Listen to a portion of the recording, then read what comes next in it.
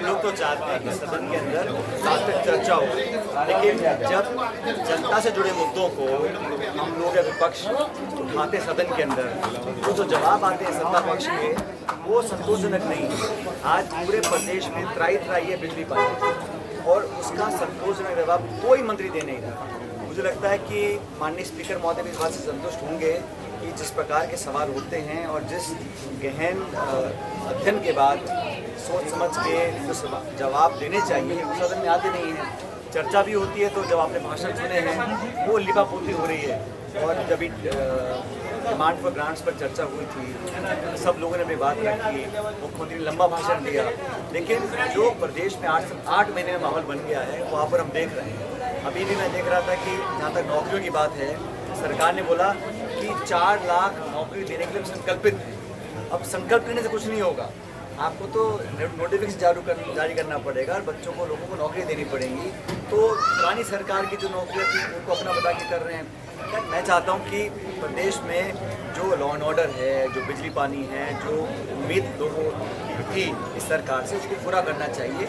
हम एक सकारात्मक विपक्ष का रोल निभा रहे हैं और अपनी बात मजबूती से रख रहे हैं और हमारा काम भी है।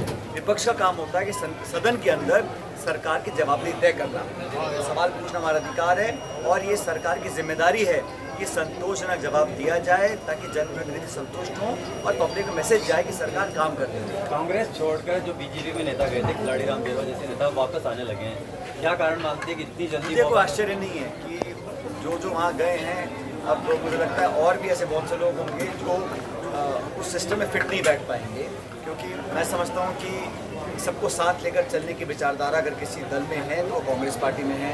सब वर्गों को, और जैसा राहुल गांधी सदन में बोल रहे हैं कि सब समाज, सब धर्म, सब जाति बिरादरी और सब पृष्ठभूमि के लोग अगर आगे आएंगे उनकी गिनती होगी, हमें वास्तविकता पता पड़ेगी। और कांग्रेस पार्टी ने भी एक कमिटमेंट किया है, सबसे बड़ा कमिटमेंट तो ये था कि हम सेंसस कराएंगे, दूसरा कि किसानों को MSP के लिए हम कानून बनाएंगे।